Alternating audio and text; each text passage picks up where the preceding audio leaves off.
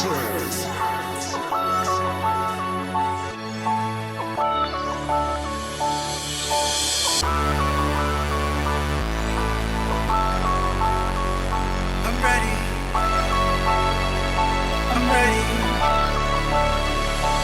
ready for all today, through all the pain, all the way, the fight for all, my life, the love, we're taking it all the way,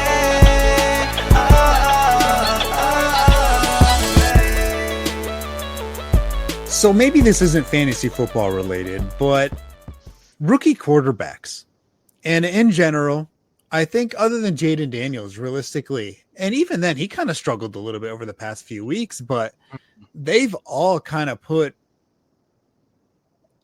I don't want to say stinkers, because Bo Nix for fantasy purposes has been pretty good. But I guess I'm being direct with Caleb Williams here. Maybe I should just be direct and say, let me just add him and say, okay, Caleb Williams, all right. Just single him out. Yeah, right. Yeah. At this point, like, I was gonna say like, maybe Drake May, but I mean, nobody expected anything from Drake, right? And other than Ramondre Stevenson, nobody has fantasy value on that lineups. And then, right. Bo Nix, yeah, I mean, but he's done all right. Actually, I lied. In a league, I picked him up just because of a couple buys for my personal quarterbacks. I was like, all right, I'll put him in there.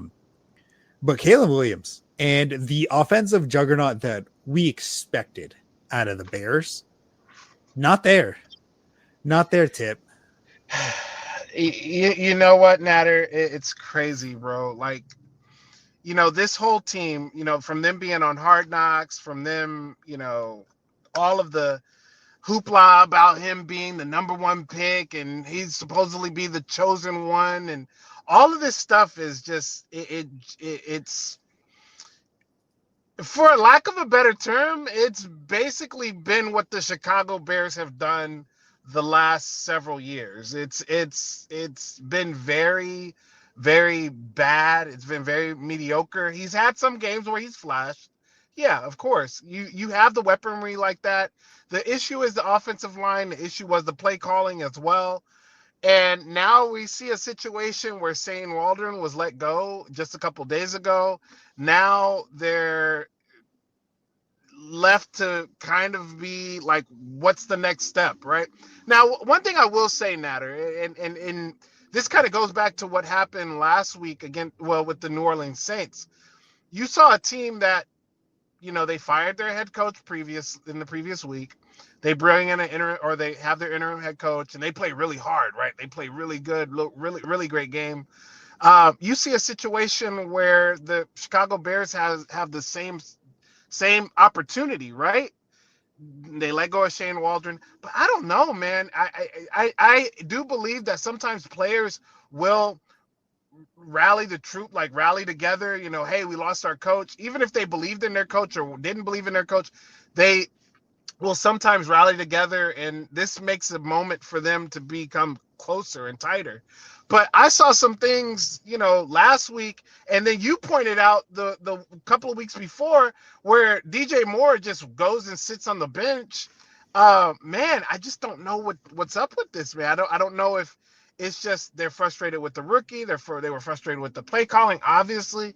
The offensive line. It's just not coming together for a team that looked like they were buying in. They were all in for this whole Caleb Williams experience. It's been very bad. What we expected out of Caleb Williams isn't coming to fruition. We expected Caleb Williams to go in, bounce out of the pocket, roll out, and throw a dot across the sideline for a big chunk game. We expected Caleb Williams to hang in the pocket, step up, make a throw. Right. He isn't doing really either of those. Now, whether that's, psychological, it's in his head, or he's just not fast enough compared to NFL DNs, or whether it's, maybe there's something to the tape that we missed during the evaluation. Because I know one of my biggest critiques of Caleb Williams is he doesn't make routine plays. And I kind of said that in college. I figured that, the big plays, the chunk plays potential, the acrobatic stunts, the stuff that's coachable, being on Right. time. I figured, you know what, he'll get that taken care of in the pros.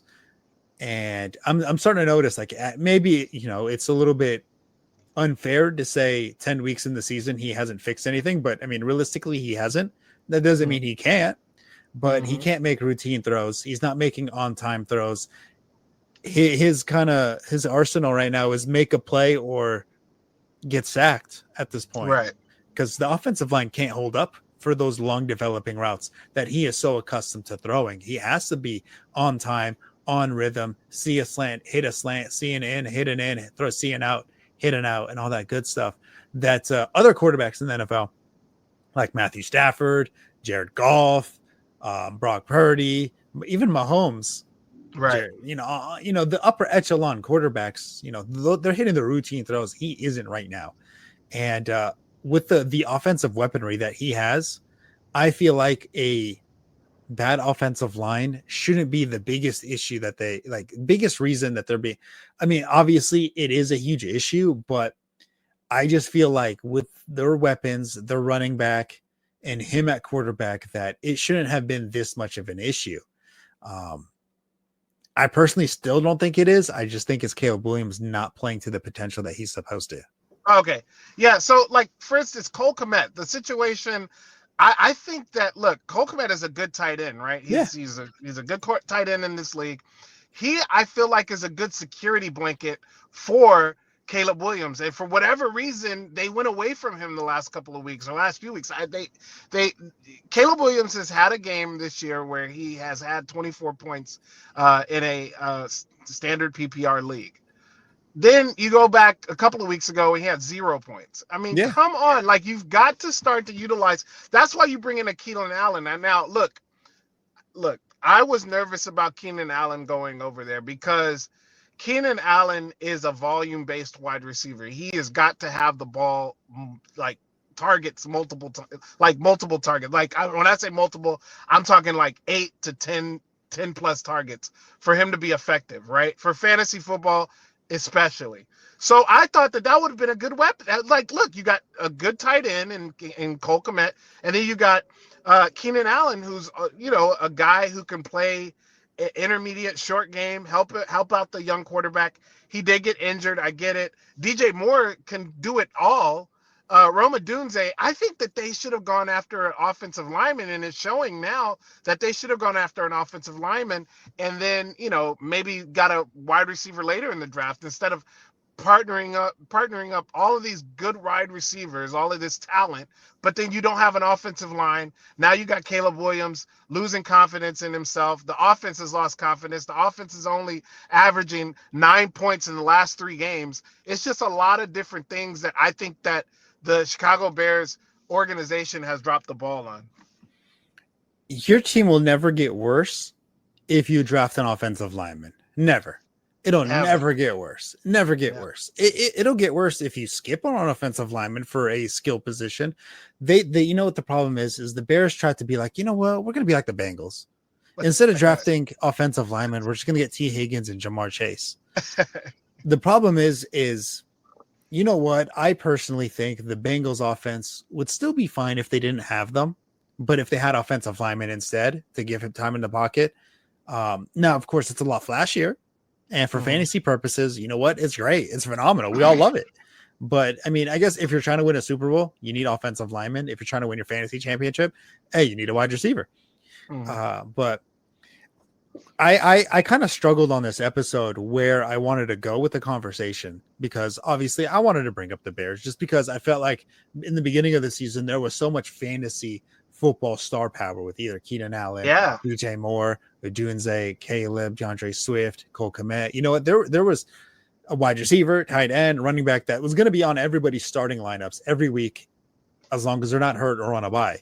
And the problem is now, other than DeAndre Swift, you kind of almost have to bench the other players on your lineup unless you're having an injury issue on a bye week. You can't trust Keenan Allen as much, because even though last game he had, I believe, 5 receptions for 44 yards, half point PPR, that's only 6.9 points.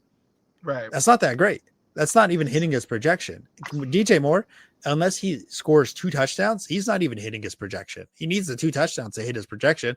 Of course, that would beat it, but to at least hit it, he needs the 2 touchdowns. Cole Kmet, at this point, they're not utilizing what a matchup nightmare he is. He's too big for linebacker, too big for safeties, faster than linebackers. He's not George Kittle, but you know what? He's a little Walmart version of him, and he's just not being utilized to that extent. And the game, it's no surprise the games that they won, he had high utilization in them. And maybe it's because the offensive line is so bad that he's kind of always giving a little chip block, helping the offensive line out. And in that case, you know what? I would buy that excuse if everyone else was eating on that offense. But you know what? They're not eating on that offense. So, of course, I'm not going to buy that excuse. Now, the other topic that I debated talking about here is analysts. And I kind of want to go into this because I don't want to hit a sore subject for a lot of people. And that's the analysts people follow on social media, whether that's Twitter or I don't honestly, I have no idea what other social media you would be on to follow fantasy football advice.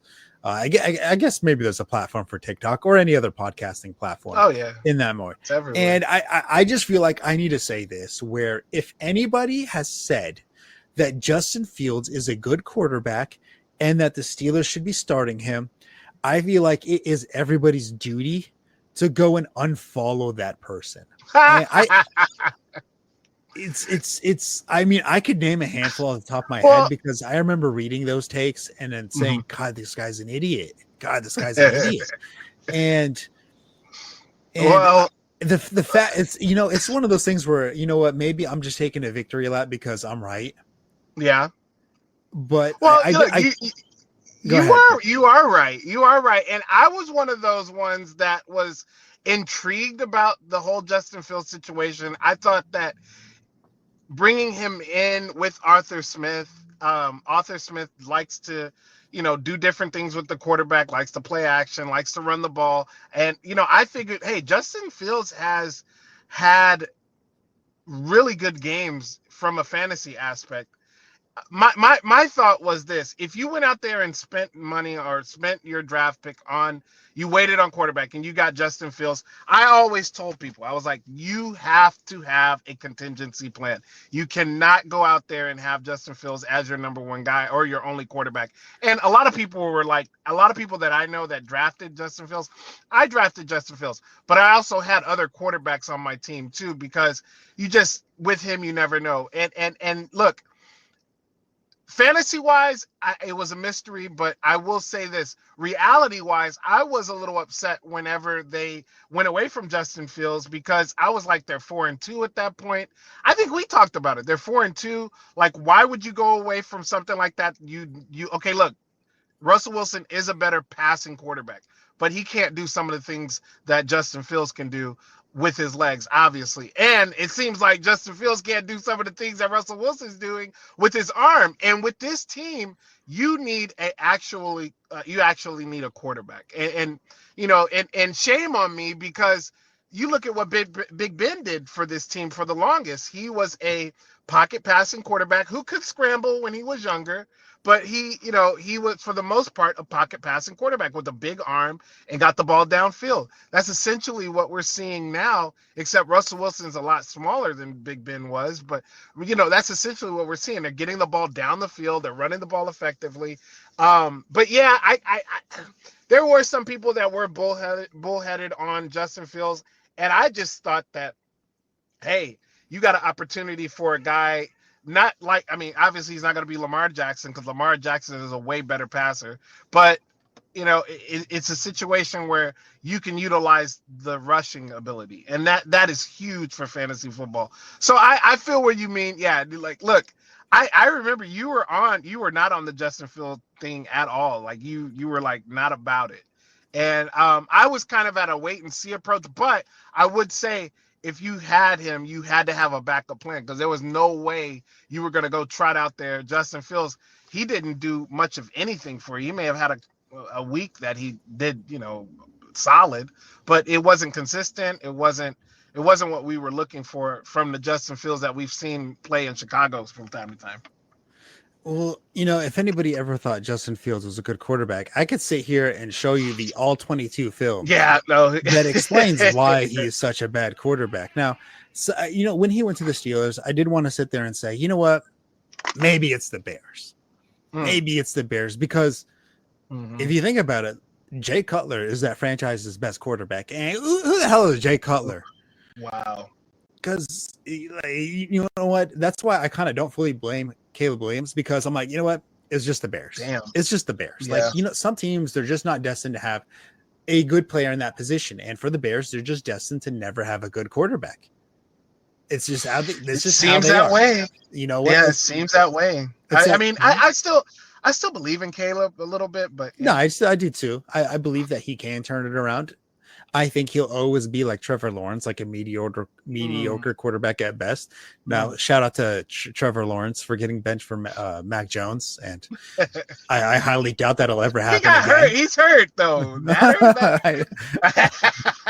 Oh man, are you saying that he got benched? Oh wow. Yeah. I wouldn't put it past him. It's happened before. They have these little injuries that come up, and then quote unquote. And then, yeah, they're just. I think they're like, stay out a week. Let's make sure you're 100%. But realistically, they want to see if the other guy can get it done a little bit better. Oh, and Mac Jones didn't do anything. No, he didn't do anything. It was a disaster of a train wreck in itself. But so for Justin Fields, he provides rushing value. That's his fantasy football value. Yeah. Other than that, he provides no value because he is not a passer. And I mean, of course, if your fantasy football aspect, that's great. You want your rushing yards. If you're the Steelers and you want to win a championship, well, you know what? That's not going to get you very far. I mean, and realistically, the games that he played and they won. Let's see, they won against the Falcons, who don't have a good defense, 18-10. They beat Denver 13-6. They beat the Chargers 20-10. They lost to the Colts, lost to Dallas, and we know now losing to Dallas is kind of an embarrassment. They should not have lost to Dallas. Russell Wilson at this point, this is where he came in and he beat the Raiders and the Jets and the Giants, and then the Washington actually. I think it was Justin Fields played the Raiders. Was it? Am I wrong? Was that Russell Wilson? Russell Wilson now has been there. This is his third game, fourth game. Yeah. Actually, Justin Fields played the Raiders. So, Justin Fields played the Raiders. Yeah. I mean, it's not like Justin Fields beat up on good teams.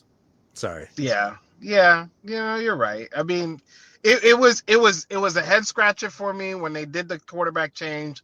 But you know what? That just proves to us that Mike Tomlin is one hell of a coach, man. Yeah, you got to tip your hat to him because a lot of coaches wouldn't have the balls to do that. Like the straight up, like they would be like, oh, and you see the situation that's happening in Indianapolis now, like the situation where you had Anthony Richardson, who was struggling all season or at the beginning of the season.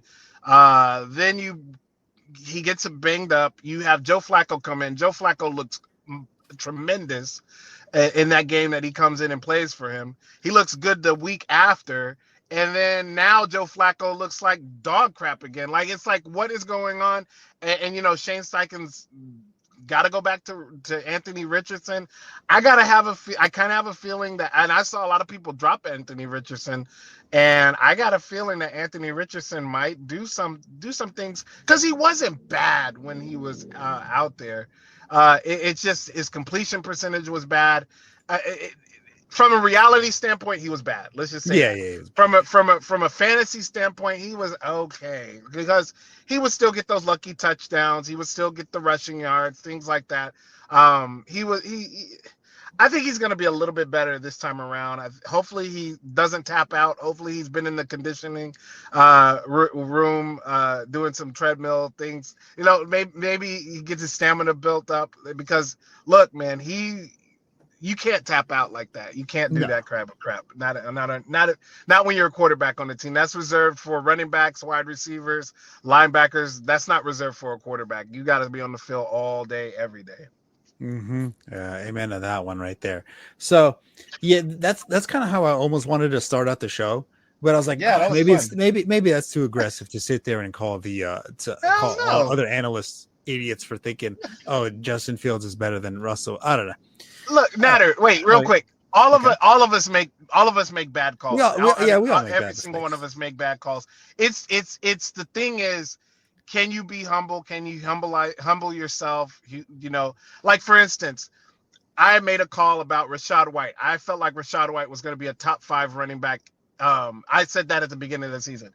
Well, the first 3-4 weeks of the season, it looked like, so I had to eat crow. And you know, I went on a space on X and I was like, look, I was wrong. And now Rachaad White's starting to come on again. Now I don't think he's going to be a top 5 running back, but he is starting to come on. Maybe top 15 would be okay. But you know, it's just situations that you got to humble yourself. Humility is a big thing. And you know, a lot of analysts that I know that are really big in it, that is one thing. They are humble as hell. They will, like, look, if they have a bad call, they'll own up to it, they'll fess up, and that's what you got to love about the people in the community. But yeah, it is fun to see these bold calls or these calls that we make, and you know, they're wrong. There we go. So now, before we go on to some over and unders, I got a question right now. So I got a trade offer in the league, and I kind of want to consider it, but I kind of don't. So I figured, you know what, let's bring it to the table and see what everybody thinks right here. So right now, I have Joe Mixon, and I am being offered David Montgomery and Jaden Reed for him. That's a tough one for me. It is tough. Real quick, who are your wide receivers? Yeah, that's what I was kind of thinking of. Now, this league is a 2 wide receiver league. Full point PPR, 2 wide receivers. I always thought that was kind of odd. But right now, my wide receivers are Tank Dell, Tyreek Hill, and Zay Flowers. They kind of rotate for the most part. And I feel like, you know, Tyreek Hill, he's actually been a little struggling, but you know what? I just can't justify tape putting him out. Tank Dell is kind of like a high-powered guy. I mean, well, also, I don't know. Well, the thing I do like about the Houston offense going is, as long as Nico Collins comes back, if Nico Collins is back, I like John Minchie. I think that he is a player that you have to get off the waiver wire if he's still available. By the time you guys hear this, you definitely go out there and check and see. And I think that's going to help Tank Dell out. You know, bringing back the whole. Look, I've talked to some people, and some people thought that Tank Dell was going to be the number 1 option in this offense, and I did not agree with that at all. There was no way. So now you got a situation where, yes, the Texans had a bad game last week. Let's go ahead and flush that down the toilet. I think that this offense is I still like Tank Dell. I like Tyreek Hill, but I like his playoff schedule a lot. This week he's going against the Raiders. Okay, my Raiders, look, they're probably going to get mollywopped. I get it. But I do like Tyreek Hill. It's just his wrist injury is weird, and then the whole WWE move that he pulled in the end zone was weird too. Like, why would you do that if you have an injury like that? I don't know. Where's his headspace right now? That's my question about Tyreek Hill. He did get in the end zone. Okay, cool, but he didn't do what Tyreek Hill usually does. You know, Tyreek is he's going to bust you open for a 50, 60 yarder, easily. He's just not doing those types of things. So I still had a wait and see approach with him. And then you said Zay Flowers. Zay Flowers has been playing lights out. I think he's still a focal point in this offense. Deontay Johnson. I'm dropping Deontay Johnson right now because I know he's got the revenge game coming up, but I don't see him even a part in this offense at all. But to get Jaden Reed, I don't think that that's enough. And David Montgomery, who's had a couple of mediocre games. Because you got Jahmyr Gibbs there. Jahmyr Gibbs is I think the engine that keeps that Detroit really it's the offensive line, but as far as the playmakers, he is the engine of that. David Montgomery is more of the, I guess, the transmission. Like he kind of like keeps things solid, keeps the foundation, keeps the I guess maybe more the frame. He's more the frame of the car, but Jahmyr Gibbs is the engine. And I will say this, the trade, I don't know what your running back situation is like. I still like Joe Mixon because Joe Mixon, although he had a terrible terrible efficiency game, he still got in the end zone. He still did Joe Mixon things. I still think this is a good offense. I think that they get back on the right track. I like Joe Mixon more than I like David Montgomery. Just because of the simple fact, like I said, you got Jahmyr Gibbs you got to worry about. With Joe Mixon, there's nobody you have to worry about. And I think your wide receivers are still good enough to get you through. But I would go back and I would say, look, maybe not Jaden Reed, maybe go with another wide receiver, step up wide receiver, and you might have to give up an extra piece. But I mean, I feel like would be worth it. I mean, I kind of debated that as well. For clarity, my running backs right now are Chase Brown, of course, Joe Mixon, and in my flex is Tony Pollard. Right now, on my bench is Travis Etienne. That you don't have a bad run. They're just Travis Etienne is really the one that's messing you up. Yeah, he's hurt. I got him in several leagues, and he's hurting me too. So Travis Etienne is a guy that we might talk about in a little bit later as well. So tune into that because we're going to talk about some players that we are done with.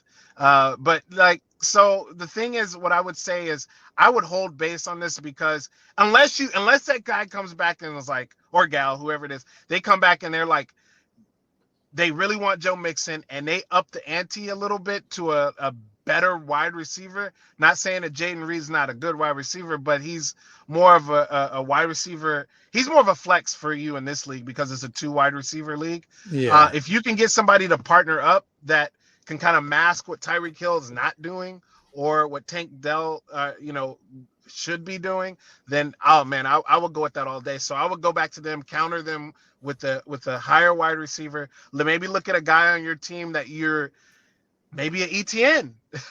that is a name because I don't see anything getting better for him either anytime soon. So maybe an ETN. Maybe you can even with the ETN and a Joe Mixon. That right there, it would deplete you a little bit on the running back side. Maybe you can get a running back from them as well, and then get a better wide receiver. Man, I think you might have an opportunity there. Yeah, because my quarterback in that league is Jalen Hurts, and I'm looking at the wide receiver list. Yeah, I'm looking at the wide receiver list right now of the person who sent me the trade. He has CeeDee Lamb, who honestly I don't really want right now. But with that quarterback situation, it's not looking good. He is going to be just like Keenan Allen. He's going to be a volume-based wide receiver he's going to have to make a play himself. If he wants fantasy points, he's going to have to do it himself. He has Drake London. I'm kind of interested in Drake London a little bit. That's a little interesting, yeah. Yeah, and his last wide receiver worth mentioning would be Terry McLaurin. I would be interested in McLaurin too. I mean, that's a good offense. He did have a down game last week. But yeah, I would Now if you could do Terry McLaurin and David Montgomery for that, that would be a possibility. Yeah, I think that would benefit my team just to add another wide receiver that I feel like could comfortably start. And I feel like it would add a little bit of depth for the bye weeks to the playoff run. Because I do feel like in this league, I'll probably be making playoffs, and I kind of want to be able to stack some players just in case of injury. Now, that's going to be the trade talk for the moment. We're probably going to be talking a little bit more trade talk later on in the episode because, trades are going to be a natural cycle of fantasy football, and we are clearing the trade deadline or getting pretty close to it. So, of course, you know what? Those playoff pushes, they're going to need to happen. And then, of course, if those aren't coming to fruition, you know what? Maybe regressing to stocking up those draft picks if you are in one of the leagues that do draft picks or dynasty and all that good stuff. But all right, some over and unders. I like this one. AJ Brown against Washington. 82.5 yards. I saw that one. Yeah, that one I like too. I think that's a good one. Now we got to make sure Marshawn Lattimore is back, but I think even if Marshawn Lattimore is back, he's at kind of a disadvantage because although he's a great cornerback and he does travel with usually the ones, but it's still going to be a situation where he's learning the scheme, learning the defense, so he could let up some big plays here and there. And AJ Brown is just so powerful. He has blow up games against the Commanders. Now this is a better Commander team, a better second, a little bit better secondary. But Marshawn Lattimore does that. So I'm going to go the over on this one. This is a good one. Yeah, I'm gonna agree with you. I kind of like the over on this one as well. Yeah. AJ Brown, he's good for one big play, and then just the in between receptions, just kind of add the cherry on top. Right. I like this one as well. Now, do you remember the ones that we were against last week? Yeah, last week we were against Russell Wilson. Ooh, I gotta look. I think it was like 222 yards or something, and you won that one because I took the over and you took the under, and I think he was just under 200 yards. He had like 3 touchdowns. 195, 3 touchdowns. Yeah, but he had the under. Yeah, he had the under 200. Yeah. So you got that one. I think that was the only one we disagreed on. Okay. Yeah. All right. I'm trying to skip over the Thursday night games. I don't want too many of those. All right. So Jahmyr Gibbs, anytime touchdown against Jacksonville. Oh, yeah. Yeah. I think Jahmyr Gibbs get a touchdown. I think David Montgomery gets a touchdown. Amon-Ra gets a touchdown. It's going to be, because even though they won that game in Houston last week, it was still a crappy performance. Like Jared Goff looked like, I don't know what he was looking at in some of those passes that he was making. He doesn't even know what he was looking at. He looked frustrated. He looked confused. I don't know what was going on with him. He's just a bad day. Sometimes it happens, but ultimately they won the game. I think that the Detroit Lions smash up on the Jaguars pretty bad, and Jahmyr Gibbs gets any time. He might, you can say first 6 minutes of the game touchdown, because that dude, he's going to get it. Like, the only thing that'll stop him from not getting a touchdown would be injury. Yeah. You know what? I'm going to be smashing the over on this one as well. Yeah, that's an easy one. So George Pickens against Baltimore, 70.5 yards receiving. Yeah. I'm going, look what Jamar Chase did last week. Now I'm not comparing George Pickens to Jamar Chase, but George Pickens and Russell Wilson are clicking right now.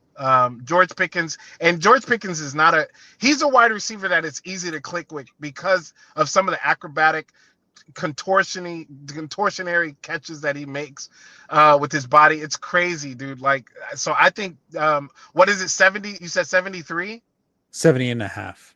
70.5. Yes, I still think, because George Pickens is a do-it-all type guy.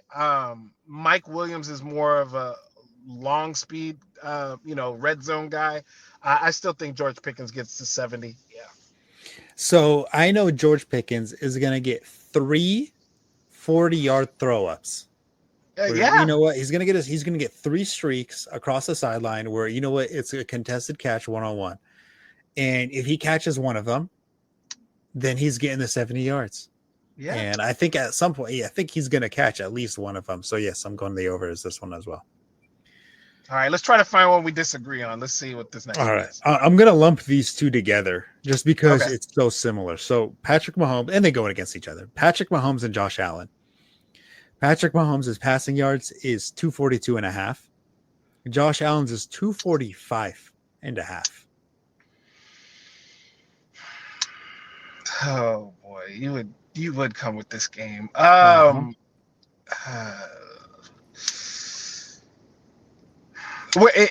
me where they playing, Nader. I think they're playing at Kansas City. Let me double check. Okay. Yeah, if they're they're playing in Buffalo. They're playing in Buffalo? Yeah. Ooh, the rough buff. Let's see. I am gonna go with the under for Patrick Mahomes. But the over for Josh Allen. But the Kansas City Chiefs win. So I'm going to under for because usually the Bills like to run the ball up against Kansas City to stop Patrick Mahomes. But I feel like that they're going to be down quick, and that's going to allow Josh Allen to throw the ball. Now look, Josh Allen is without some of his receivers. He's going to be without Keon Coleman. Looks like he might be without Dalton Kincaid, but I think that Dawson Knox can fit in pretty well with that. That's another guy. Again, if you're listening to this after the fact and the waivers are open, that's a guy, another person, everyone I would go out there and get and take a look at, because Kansas City gives up a ton of points to the tight end. They give up the second most, only behind or in front of the Carolina Panthers. So that's another guy I would look at. But I think it's going to be a weird one. I think that Mahomes gets the under, Allen gets the over. Which is an interesting take. I like that one, especially for the tight end. But I'm going under for both of them. Okay. I think it's going to be a defensive struggle for both teams. I think these teams have played each other enough times to where it's almost a divisional game. And I think both these teams just know, as long as you don't let the big play happen, you have a good chance. And both teams are going to sit there and try to run the ball on each other, especially with a too high safety look that both teams are going to showcase against each other. I'm going under. I think this is easily going to be like a 2017 type game. You think so, huh? You think it's not going to be a blow up spot? I can see that. I can actually see that. You know what you're talking about. A lower scoring under. I don't know, man. I just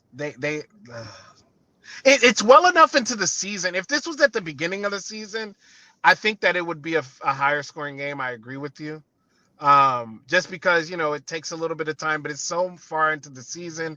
I don't know what the weather's going to be like in Buffalo. That's another factor that I need to look at. But what I would say, okay. So you're saying both of them are going under. I said Mahomes is under, but Allen is over. So we disagree on the Allen. Okay. Perfect. Yeah.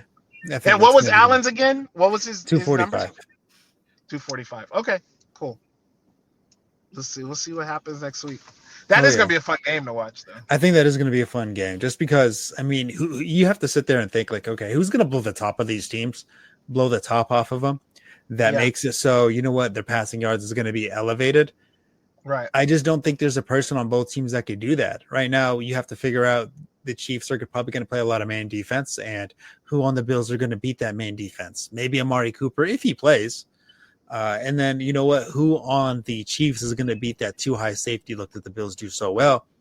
Maybe Worthy, but you know what, Worthy hasn't developed into a solid route runner and a receiver for me to feel comfortable in doing that. And because of that, I'm going to have to hop on the under. But all right, that's going to wrap up the over-unders for the now. And for the main topic for this episode, I'm looking at the guys that, you know what, it's just, hey, I'm done with you. You're off the team. Move on. I don't know why you're rostered at this point. If you're rostered on a roster, it's just a spot wasted. Tipp, are we being mean? Who's a guy that, you know what, just get off my team? Hell no, we are not being mean, because they've been mean to us. We spent our time giving these people chance after chance, and I'm ready to get these guys off my team. And I'm starting with you, Jalen Waddle. You have got to go, dude. He has not had a good game at all this season. Look, I understand they had a stretch there without Tua. I get it. But Tyreek Hill, I can't quite do it to him just yet, because he's just that guy. But Jalen Waddle, you've got to get this. You've got to get off my team. I'm not saying drop him. I don't think he's droppable, but I do think you need to trade him, and trade him immediately, because he hasn't done anything all season. He still has the name Jalen Waddle. He's still in a really high-powered offense, supposedly, even though it hasn't been that high-powered this year. He's still in a situation where you got Tua there. It can turn around at any point, but it's week 11. It hasn't done anything just yet. He might have a game or two where he does have, 20 points or so, and you're like, oh, well, where the hell has that been all year? But I'm just done with Jalen Waddle. What about you, Nader? Yeah, Jalen Waddle, he'll be hard to drop. I wouldn't blame somebody for doing it, just because, like, I don't know what's going on with that Dolphins offense. It's definitely not what we expected. But I'm going with Chris Olave. Ooh, good one. So Chris Olave, one, he's on the IR. Two, if you have an IR spot, okay, that's cool. I personally would rather put somebody else in my IR spot. I have already dropped Chris Olave in another league. Yeah. He's had 2 concussions in 4 weeks. Yeah. It's not looking good for him, especially as a wide receiver who's going to get banged up, hit every reception. It's Right. not looking good right now. Tua, yeah, he had multiple and pretty gnarly concussions, but he's a quarterback. He's gonna hit. He gets hit probably the least out of any position in the league, making it so you know what, it's all right. But the wide receiver, no, he's getting banged up regardless of how it goes. I don't have time to sit there. If I'm making a playoff push, I don't have the time to sit there and be patient with Chris Olave at this point. And for what? For Derek Carr to not throw it to him, or if he does throw an inaccurate pass, screw that. Get him off my roster. Yeah, and people, can we please stop with the Chris Olave, him being a top tier wide receiver. He is not a top tier wide receiver. He has never had any more than 5 touchdowns in a season. He's not a touchdown scorer. He is a possession receiver. He's good for PPR, but he's good for PPR as a wide receiver 2, wide receiver 3. He's like, people have been drafting this guy for the last couple of years as a wide receiver 1, and it makes me cringe every time that I see him get drafted that high, because he is not that dude. Like, he's never been that dude since he's been in the NFL, and I don't think he will be that dude. He's a good in between the 20s wide receiver. He may pop off and get a good. He doesn't really get the long speed touchdowns. He's not. I'm not going to say he's not a good wide receiver. He's just not warranted as a number 1. So I love the call on Chris Olave, Nader. Love that.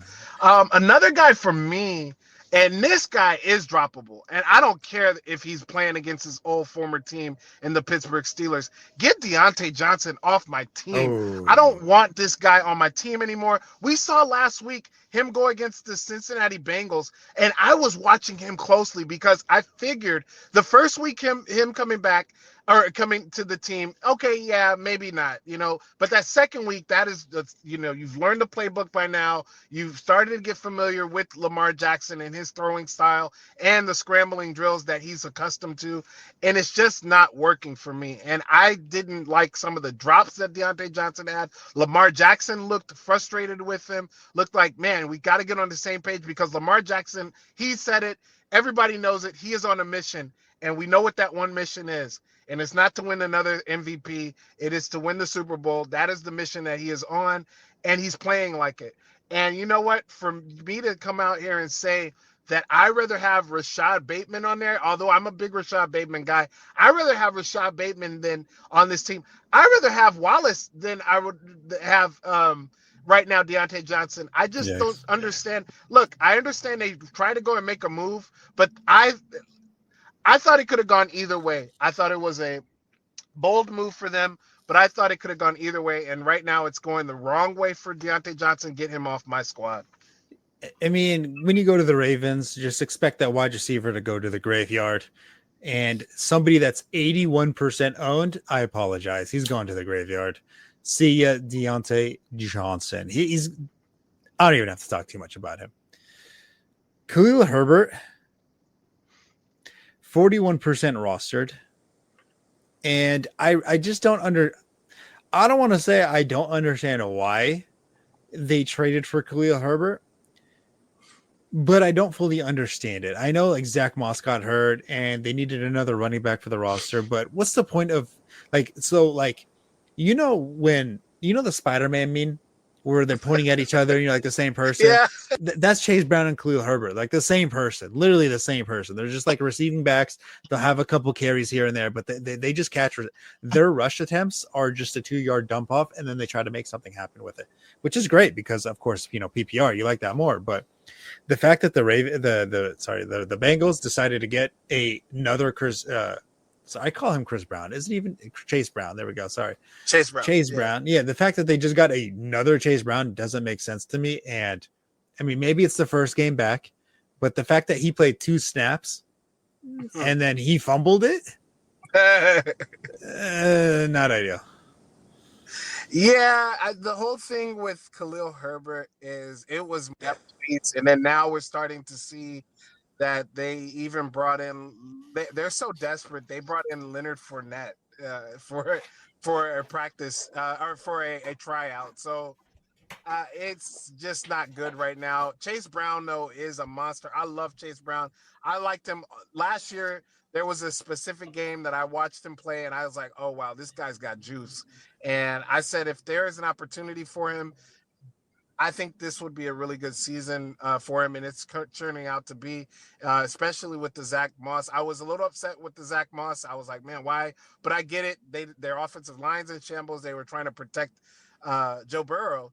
But yeah, no, Khalil Herbert is. Look, when it happened, a lot of people were like, "Oh, that's a good pickup." Blah blah blah. Should I pick him up? And I said, "No, I'm gonna wait and see approach with Khalil Herbert." I said, if anything, he could probably be a special teams guy. But like you said, he fumbled. He had 2 snaps and he fumbled the ball. Like, I know Chase Brown had a bad fumble last week too, but Chase Brown is way more effective than Khalil Herbert on this offense. All right, my last guy. We talked about him earlier, is Travis Etienne. Again, this is a guy that I'm not dropping. I'm not telling everybody to go out there and drop Travis Etienne. But this is a guy that I've been monitoring for the whole year, because I've got him. I was really high on him coming into the season, and I've got him in several leagues, and he just hasn't done anything. He's been banged up. The offense looks bad. It's just not coming to fruition with him. And I'm ready to get him off my team. If you have anybody who is willing to trade for him, I would do it right away. Now, the sucky thing is, you wasted most likely a second round or third round pick on Travis Etienne.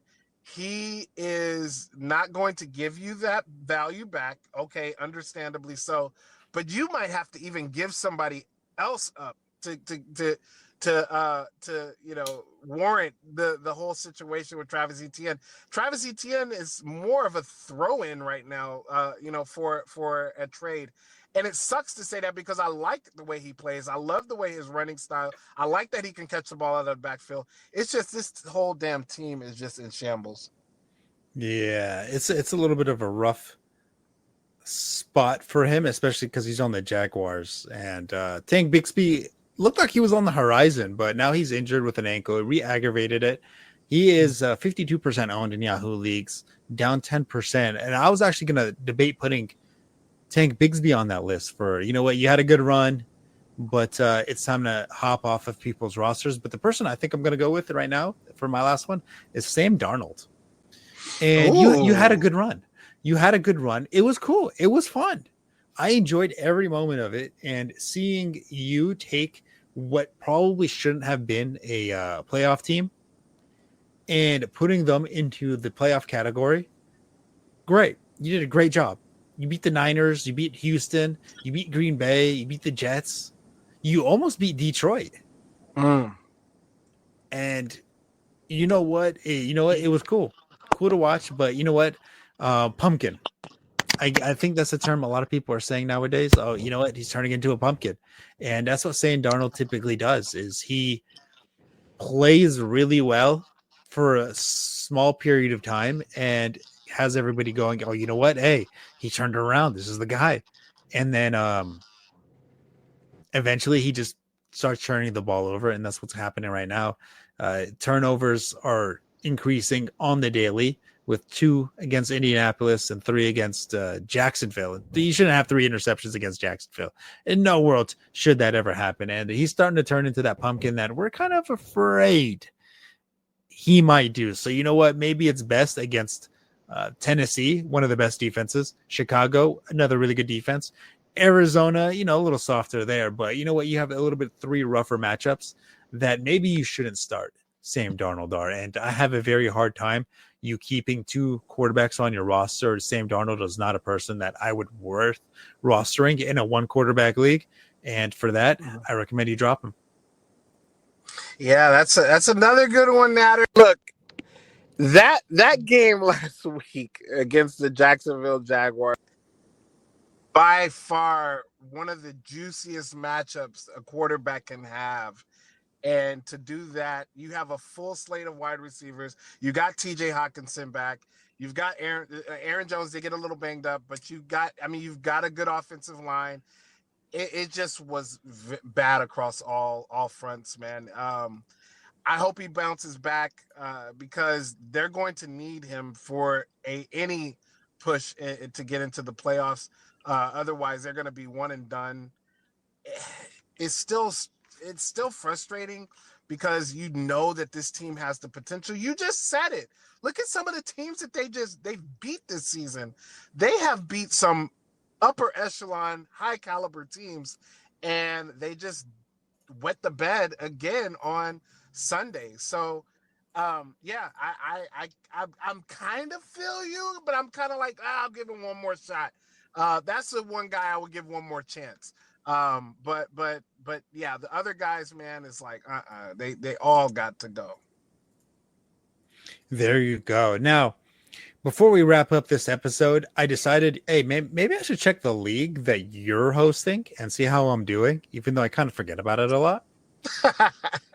I'm 7-3. I don't set my lineup half the time, but I'm 7-3. So, hey, it's just how I do. It's just I'm built. That's different. how you do, bro. I'm just built different. Go ahead and embarrass me and tell me where I am.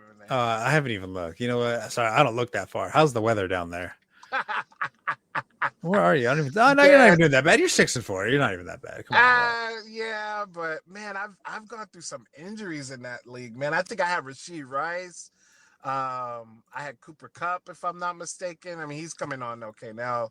Travis Kelce's helped me a lot in that league here recently. But yeah, it's been a tough one. I had Trevor Lawrence as my quarterback, so I got to figure out what I'm going to do now in that. Yeah, it's just been bad, man. I was so high on this Jacksonville Jaguar team.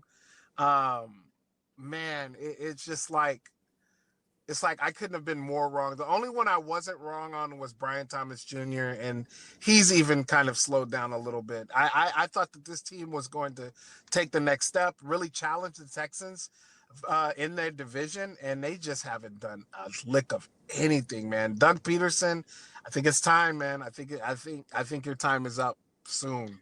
I mean, if I'm the Jacksonville Jaguars, I get rid of Trevor Lawrence before I get rid of Doug Peterson. But you know, the problem is I start to sound like a certified hater. Maybe I am. I probably am, because I keep talking like trash about all these players, like how I think, you know, Justin Fields is trash. All these other players are trash. Trevor Lawrence is another person on this list where I think, you know what, he's kind of trash. The problem is you have to upgrade from him, and which is equally harder to do. So right. I think they're going to hold on to him, but you know what? As long as he's the quarterback, they have no choice. Yeah, they have no choice, and as long as he's their quarterback, I don't really want too much stock in the Jacksonville Jaguars offense. Yeah, I mean, think about an organization like the Jacksonville Jaguars, who's had some success, and now you're looking at a situation where they just paid Trevor Lawrence in the offseason, so he is stuck there. He's young, so it's just not any. I you know what? It hurts me to say, because I was really like, man, I think that this guy can turn it around. You know, another season under Doug Peterson. We all know about the Urban Meyer situation, and I don't think that was the Urban Meyer situation. Obviously, it didn't help Trevor Lawrence, but I don't think it was as big of a hindrance as we all thought it was. Yeah, I really don't think I thought it was. It was just entertaining. That's basically it. Now, I'll let you decide my wide receivers, because right now I've been kind of like looking at them, struggling a little bit, not sure what to do. I'm on Ross St. Brown. Of course, he's must start, right? So I need another 2 more wide receivers, or even 3 more. Depends if you think Rico Dowell should be benched for a flex spot. Mm-hmm. Right now I got Devontae Adams, DeAndre Hopkins, Jalen Waddle. Those kind of like odd man out on this scenario. Mm-hmm. Who would you start out of those 3? Yeah, I think you have to go. Devontae Adams came super close to being a guy that I'm like done with, but I'm gonna give him another shot. I'm gonna give him another shot because he did have 13 targets last week, and I think that does that kind of spoke to me a little bit. But okay, so to answer your question, I'm gonna go with Devontae Adams. I'm gonna go. I'm not gonna go Dowdle. No, I'm not touching that. I think who was the Hopkins and Jalen Waddle. no, but who was the de facto like number one guy? AJ, Amon-Ra St. Brown. Amon-Ra. Okay, Amon-Ra Yeah. St. Brown. Okay, so yeah, definitely him, definitely Devontae, and I think you're gonna go with D Hop. It's gonna be another tough matchup for him, but it's like you got to trust Patrick Mahomes. Although I mean, look, you lower scoring game, you could also kind of maybe play Jalen going against the Raiders, and the Raiders, first of all, they don't score points, and now their defense is starting to like not really do what their defense has done. They are coming off of a bye week, so that is good. A little, a rest that could kind of give them a little bit of a jolt, and I think it will. So I would not play Jalen Waddle in that situation either. Alrighty, so but that leaves me with 3 wide receivers. So of course the Sun God, D Adams, and Hopkins. Those are the 3 wide receivers I'm rolling out with. So right now for the flex spot, you would rather Rico Dowell over Jalen Waddle? No, I would go Jalen Waddle in that case. Okay, all right. Yeah, Against Houston, I like Rico Dowell. Look, Houston's tough against the run. We saw what they did against the Detroit Lions. That was the Texans were really one of the only teams that I can remember this year who have really just stopped both running backs. Usually you can stop David Montgomery, but Jahmyr Gibbs is gonna eat you alive. Or you can stop Jahmyr Gibbs and then David Montgomery is gonna pound the rock into the end zone. It's like they actually stopped both. And the Texans have been sneaky good against running backs. And what do the Dallas Cowboys not do? They don't run the ball. They don't have a running attack. So I'm not big on Rico Dowdle at all, man. It's crazy. Before the Dak injury, I was screaming like, "Yo, put Rico Dowdle in." Why are you guys keep putting in Ezekiel Elliott? And then they brought in Dalvin Cook off the practice squad. Why are we doing this, people? Like, Rico Dowdle needs to be the number one guy. I don't know what it is that they don't like about him. I don't know if Jerry Jones is scared to possibly, if he has a good season, pay him a little bit of money. I don't know what it is about Rico Dowdle because his profile sounds good. I mean, he's a pretty nice size running back. He's got good speed. He's got good hands.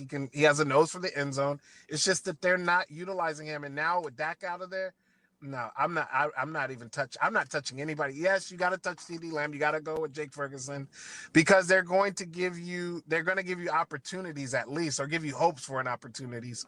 But no, I'll still go with Jalen Waddle in this one. You know what, Nader? I know I told everybody that Jalen Waddle is a guy that I am done with. This might be that one game where you're like, oh, snap. Oh, Jalen Waddle's back.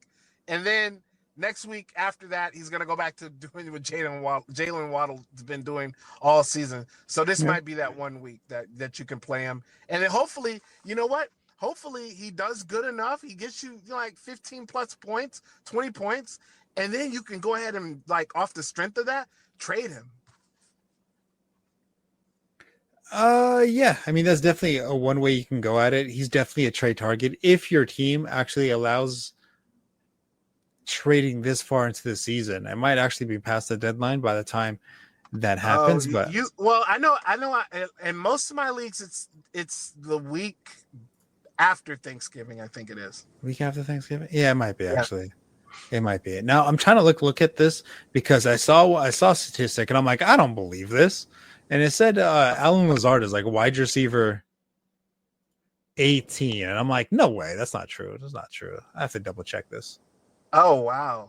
Yeah, because he's been out the last couple of weeks, and yeah, and I'm like, he hasn't been relevant for some time. Hold on. Yeah, that's why I'm like, I gotta fact check this. This isn't right. Him?